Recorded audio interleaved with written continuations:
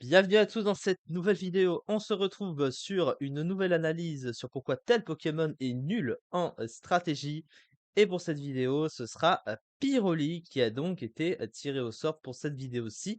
Et donc Pyroli qui est revenu en 9e génération. C'est une des évolutions hein, donc de Evoli, hein, bien sûr, de la première génération, du coup avec Aquali et Voltali pour la même génération. Et avec Evoli lui-même qui est à la base un Pokémon de la première génération. Forcément. Et en 9e génération, et ben, malgré le fait, hein, qu'il y ait le Terra Crystal, hein, bien sûr, et ben, ce Pokémon est pas bon, hein. Il est vraiment, assez bas et je pense qu'il peut peut-être continuer de chuter si d'autres Pokémon sont amenés à revenir par la suite.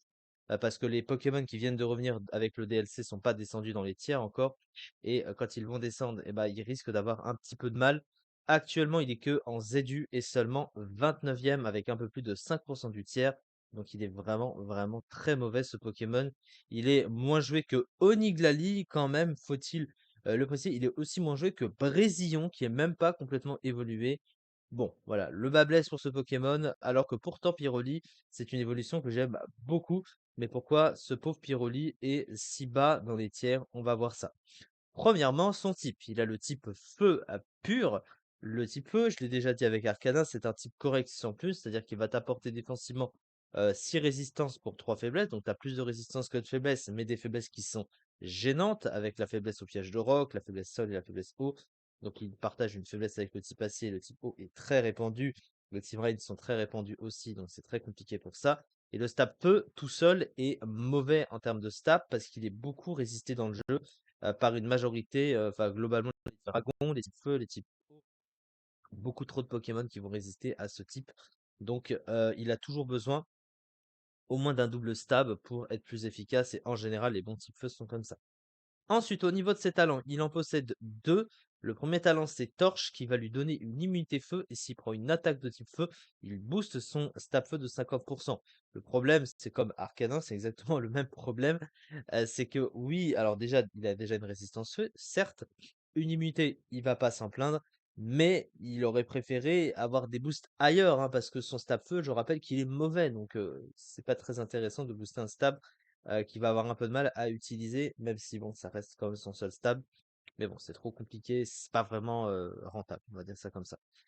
Et ensuite, il a un autre talent qui est Cran. Alors, Cran, sur d'autres Pokémon, c'est fort, sur lui, c'est complètement gâché. En gros, ça booste de 50% ses attaques physiques s'il prend un statut. En général, tu vas utiliser une orbe flamme pour ça. Alors déjà, ça prend un tour pour être activé, donc pendant ce temps, il faut que l'adversaire n'ait pas de Pokémon, ni tour pour te bloquer, ni qui risque de te tuer, ou alors que le Pokémon ne peut carrément pas toucher parce qu'il a pas assez de move pool pour ça. C'est un peu son cas, malheureusement. Et puis derrière, le problème, c'est que l'orbe flamme est censé pouvoir te brûler. Or, les types feu ne peuvent pas être brûlés. Ce qui fait que tu vas être obligé d'utiliser des objets comme l'orbe toxique. Et le poison est beaucoup plus compliqué à supporter que la brûlure. Parce que vous savez que plus vous restez sur le terrain, plus le poison perdure. Et donc, vous allez plus facilement mourir. Surtout que à côté de ça, le problème, il a ses stats qui sont pas bonnes. Surtout au niveau de la vitesse. Donc, il est très facile à dépasser et à tuer. Surtout quand il sera affaibli avec ça. Donc, Cran est vraiment gâché sur ce Pokémon. En plus de ça, il a pas vraiment d'option de move pool physique, avec des attaques physiques du coup pour en profiter, à part des attaques feu. Donc voilà, c'est un petit peu triste. Au niveau de ses statistiques, alors il y a de bonnes choses sur certains points, mais de très mauvaises sur d'autres. Il a une bonne attaque déjà de 130. Donc tu te dis une attaque de 130, ça doit pas être mauvais, hein. 130 c'est fort quand même en attaque. C'est une attaque équivalente à Karchakroc quand même, ou à Mamochon. Donc c'est fort. Mais à côté, il a une défense spéciale correcte de 110, mais c'est backé par 65 de PV, donc c'est pas ouf. 60 de défense, un bulk physique proprement nullissime, hein, quand même. Une attaque spéciale de 95, mais que pas vraiment trop utilisable. Après, on peut imaginer des attaques feu spéciales, mais bon, il a cran, donc c'est un petit peu nul. Et il a 65 de vitesse, très mauvais pour un Pokémon offensif. Il est dépassé par trop de Pokémon, ce qui gâche complètement, encore une fois, son utilité offensive. Donc c'est un petit peu triste. Ensuite, sur le plan du move pool, eh ben, le bas blesse continue hein, pour ce pauvre Pyroli qui, malheureusement, à part des attaques feu, va pas avoir grand-chose dans son move pool, hein. Les rares attaques de courage qu'il possède, elles sont soit trop peu puissantes, soit pas du tout adaptées au Pokémon. Après, il Il a quand même à la rare capacité, enfin la fameuse capacité désherbaf de type plante, parce que plante feu, hein, c'est assez fort en stratégie. Et du coup, ça lui permet de booster sa vitesse quand il va taper, donc c'est moins pire qu'autre chose. Il a accès à Façade qui profite de cran, évidemment. Et comme il y a le Terra Cristal, voilà, mais le seul souci, c'est-à-dire que tu pourrais être amené à utiliser un Terra Cristal normal hein, pour pouvoir te faire brûler avec l'orbe flamme au tour suivant. Sauf que le problème, c'est que ça gâche un Terra Cristal pour rien. C'est pas vraiment rentable. Ses options de soutien, elles sont pratiquement inexistantes. Il possède au moins vœu, voilà.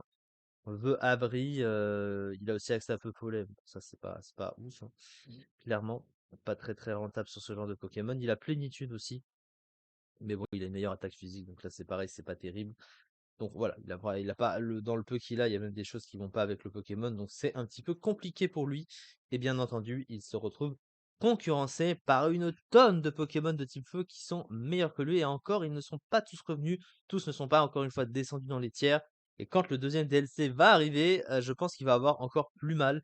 Donc c'est compliqué pour ce cher Piroli, qui malheureusement a beaucoup de mal pour s'imposer en stratégie. Et c'est dommage parce que le Pokémon, je le trouve assez stylé. En tout cas, c'est ça pour cette vidéo. On se retrouve la prochaine fois pour faire une autre analyse sur pourquoi tel Pokémon est nul en stratégie. Merci beaucoup de m'avoir suivi pour cet épisode-ci et on se retrouve très prochainement pour la suite. Merci beaucoup.